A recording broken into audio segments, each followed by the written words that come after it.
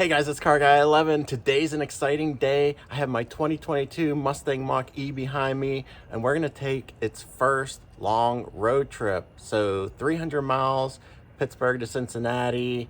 First time using the public charging infrastructure. We're definitely have to use it because the range is definitely below 300 miles. Plus on the highway, we're gonna use more energy going fast and everything. So I'm gonna take you along for the ride. We're gonna see how the charging infrastructure is, how the BlueCruise works as well, which I'm excited to test out. So stay tuned. All right, guys, let me show you what we're starting with. A range of 276 miles. It is a very mild winter day in the 50s today, so that's why we're getting some pretty good range. I did clear the trip computers, so we're going to monitor that throughout the trip. Also, I did set the nav, and it's saying we need to charge in Columbus. I probably actually won't do that because this car gets free Electrify America charging, and there is a charger right around here. I'm probably going to stop there and see if we can make it on that. If not, we might have to stop twice, but we'll see how it goes, and I'll give you an update. All right, guys, just a little update on the road trip so far. I am in Ohio, about 2 hours in, getting close to the first stop for charging. Just overall, the vehicle is super comfortable on the highway and quiet. You could probably hear that. A little bit of wind noise, but I mean, you can't get away from that. And super comfortable as well. The suspension is nicely damped. It's not floaty, but it soaks up the bumps really well. As you can see, I'm not touching the steering wheel. BlueCruise is on, and it's doing a great job. I really like this feature. A couple things about it. There are some sections where, you know, the road's not mapped or it's too big of a curve, and it does say on the screen to, you know, put your hands on the wheel. It doesn't really give audible or vibration. It just comes up with a warning. Eventually, if you don't put your hands on the wheel, it will beep at you. But that's just a little thing. It probably should tell you before that, but at least it doesn't bother you much. And a couple other notes on the BlueCruise. I think it favors the right side of the lane a little bit, which is fine when you're in the right lane, but when you're in the left lane, it can get close to the people in the right lane, especially if they're big trucks or something straddling the center of the lane. So I have to manually give better clearance. It does not kick out or anything when you use the steering, which is nice, but just a note there. But no, I love this feature. It also doesn't do lane changes with the turn signal or anything. That should be coming out with version 1.2. The 2023 Mach-E's have it. This is a 2022. It doesn't have it yet. Hopefully we'll get that over the air. So, you know, I'm looking forward to that. But overall, it's such a luxurious, nice feature not to have to put your hands on the wheel. Of course, you're always monitoring it, and it's very sensitive with the eye tracker here on the steering wheel if you're looking away. In fact, I'll look at the camera for a few seconds here, and it starts beeping and says, watch the road. It doesn't give you long for not having your eyes on the road. But we are actually going to be taking the next exit here. This is the Electrify America charging station. I am actually using Apple Maps because it syncs with the car, which is really cool. And it talks to it, and it's saying I'll have 52% battery upon arrivals. Now now it's beeping because actually this turned out to be a non-BlueCruise zone. But I am getting off this exit, so I'm getting out of BlueCruise anyway. So we went 122 miles, just about 2 hours. I have to say, I had it 75, the cruise set the whole time, even if the speed limit wasn't exactly that. We'll leave it at that. The range, though, the cars tell me I use almost like 150 miles of range, and I drove 122. But it is supposed to take in consideration your driving style. And I know I'm going, you know, faster than the speed limit. And it's not cold at all today. It's actually 61 degrees. So on my graph here, it's not even showing 3% climate use, which is hardly anything. The exterior temperature is at 0%. And the driving's 96%. So it's mainly the driving. My speed score is way down at 28%, but acceleration and braking are fine.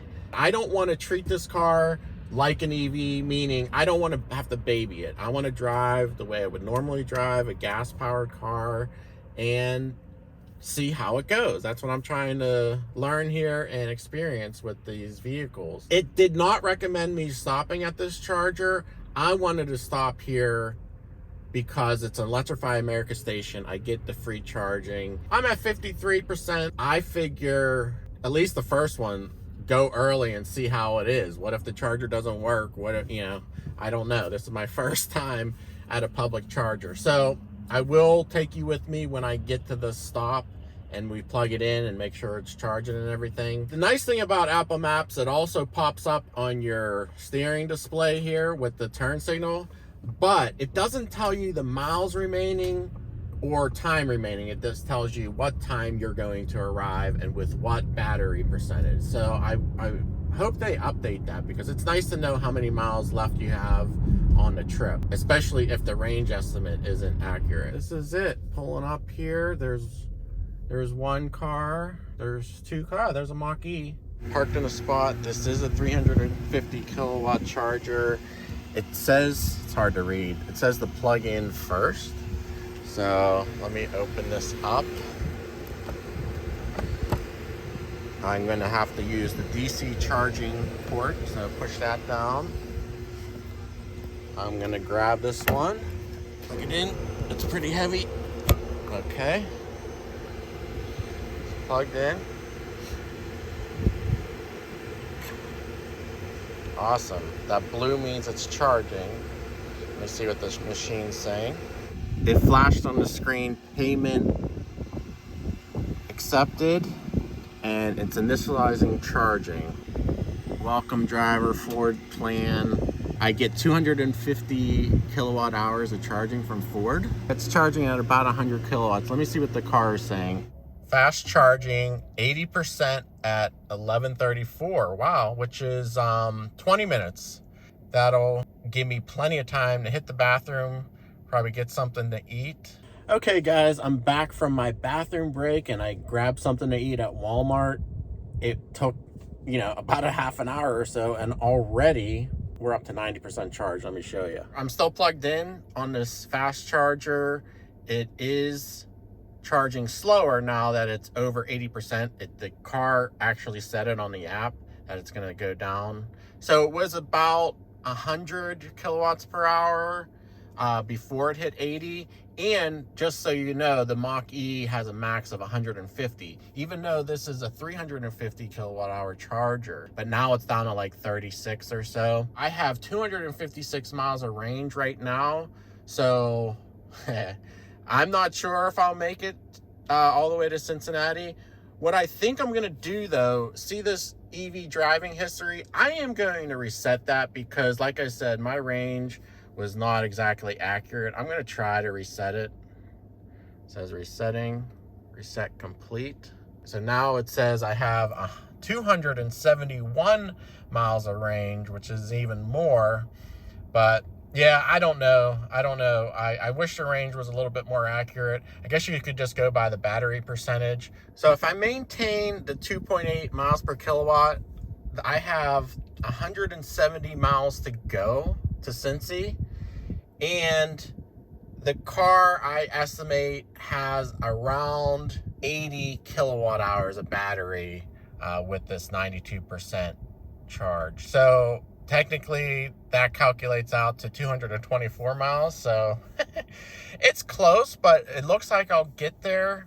Yeah, and the navigation is confirming that I don't have to stop on the way. I'll have 25% remaining, but again, I think it's overestimating my range, and I'm not sure I can trust it. So we'll see how it goes. Like I said, I'm sure there's a charger along the way that I can stop at if I had to. All right, guys, I'm gonna set off. We're up to 95%. This range now shows 283, which I don't think is accurate. So to release it, you have to hit this button. high voltage, you do have to hit that button to release. Let me plug this back in. Thank you, driver. It's $0, but it would have cost $18.06. All right, just an update, guys. We've gone 100 miles since the charging stop, and the range is down to 153. The range is still not accurate. It is going down faster than the amount of miles.